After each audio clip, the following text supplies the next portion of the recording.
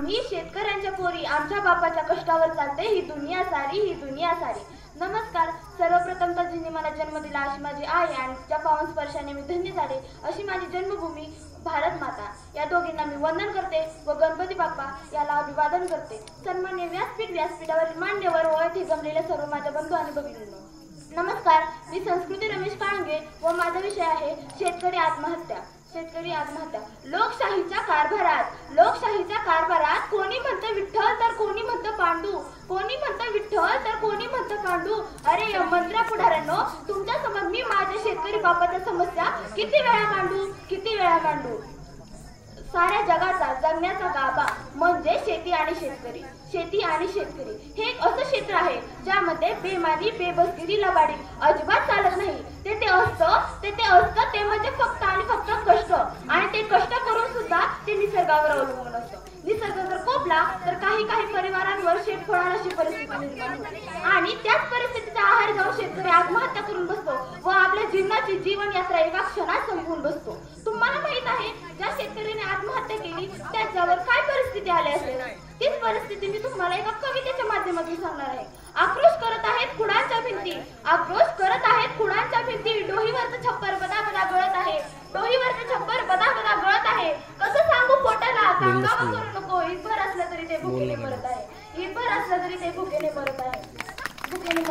मी शेतकरी हा माझा गुन्हा की दुष्काळ पडला हा निसर्गाचा गुन्हा.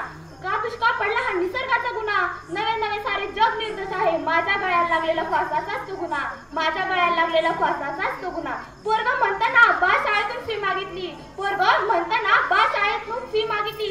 गळ्या शपथ मला तो फासाच आठवतो. आणि बायको म्हणते ना पीक संपत आलं. तोंडात टाकलेला घास सुद्धा नरड्यातच अडकतो.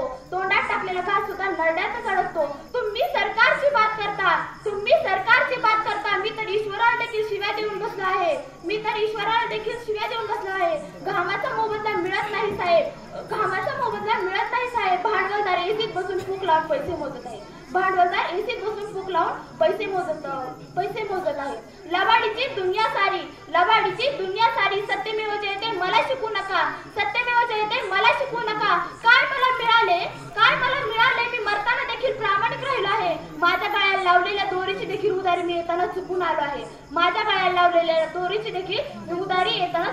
आहे. मला ऑफिसात गांधी बाबाचा फोटो मागे लावून